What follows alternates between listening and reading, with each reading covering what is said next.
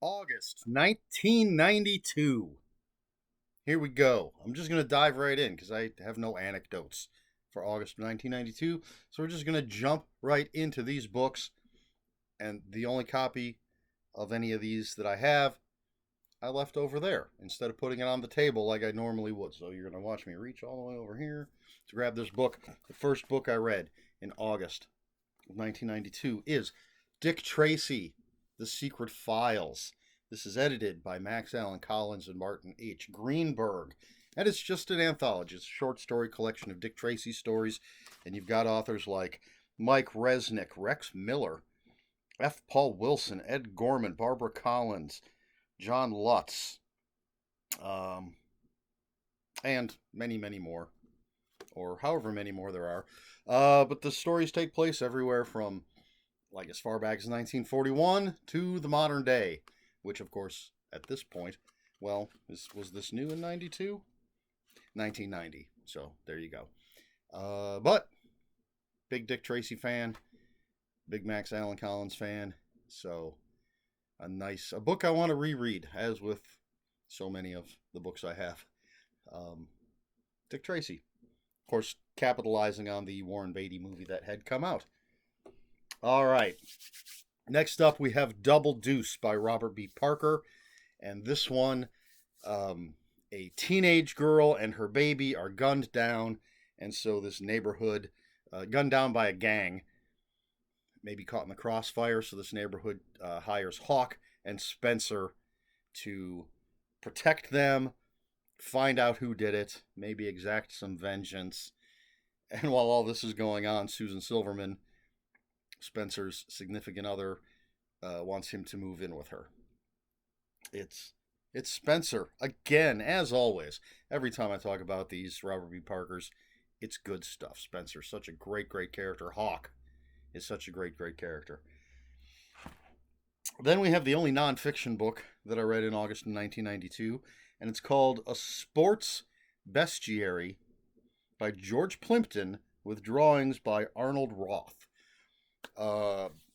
Could not find any real information when I looked this up online, but essentially, if I remember correctly, George Plimpton took sports terminology and sort of defined it as if they were creatures, and the artist drew these creatures. So it's kind of a picture book, comedy, sports related. Interesting, I think. Next up, we have Heaven Sent, and that's Cent, Heaven Sent by Piers Anthony. This is the 11th book in the Xanth series, and in this one, Prince, what is his name? Now I have to look. Prince Dolph is bored, and so goes on a bunch of adventures, runs into a bunch of challenges, and he's looking for this magic coin, the Heaven Sent. Don't remember how well I liked this. I guess well enough. There was a time when I was a big fan of the Xanth books when I first started reading them. There's like 42 or something at this point, and I stopped reading them quite some time ago. But I don't recall how much I liked this one. Then we have Catwoman by Lynn Abbey and Robert Asprin. Asprin. And this, again, it's a book that came out to capitalize on Batman Returns, which featured Catwoman. And it's kind of co-stars Catwoman and Batman, and basically the crime families, the crime lords, what have you, of Gotham sort of declare an all-out war, and Batman and Catwoman fight them. Great cover on this book. Wish I had it. Wish I could show you the cover. Then we have Man from Mundania by Piers Anthony. This is the 12th Xanth book. And this features Princess Ivy, who in a previous book was my favorite character, one of my first like literary crushes. And in this, she takes the Heaven Sent and I guess it can teleport people, but what it does is it teleports her into the real world where there's no magic. And she meets this college student, and she has to figure out what to do in the real world with no magic. Again, don't remember how much I enjoyed it. Ivy was one of my favorite characters in her first appearance, so I'm assuming I liked this, but I suppose that depends on whether the character was written consistently. Can't say. It was a long time ago. And then finally, the last book I read in August of 1992 is Tech War by William Shatner.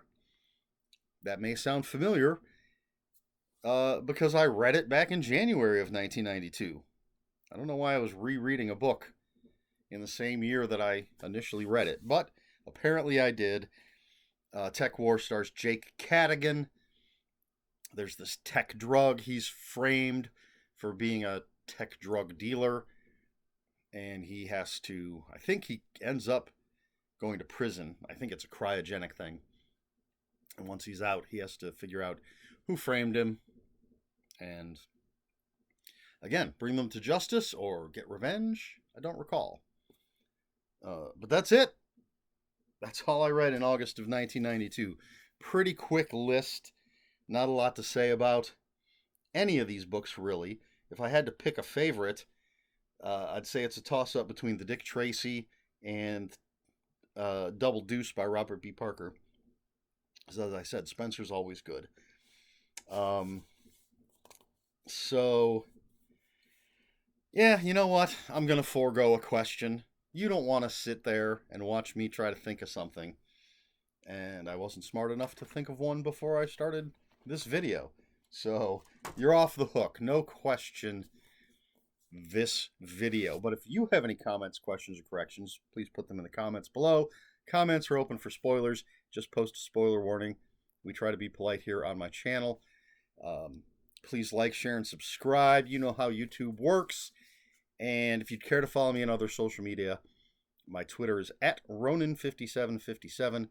My Instagram, where I post pictures of books, comic books, board games, and fuzzy animals, is Eric Smith 5757. That's Eric with a K, ERIKSMITH 5757. I also post pictures of action figures and things. I just bought today at Walmart a new set of Funko Pops. This has nothing to do with reading Remembrances, but since I'm talking about my Instagram, some time ago I bought a box set that had Gage and Church from Pet Sematary. Gage has a little bloody scalpel. Church looks all zombified. And they had a glow-in-the-dark set at the store today, so I decided to get that because I like glow-in-the-dark stuff. And sometimes you just gotta buy a glow-in-the-dark Funko Pop. And that's the kind of thing you can see on my Instagram, if you care to look. All right, you know what? That's it. So, until next time, this is very strange. But that is all I have. So until next time, read more books.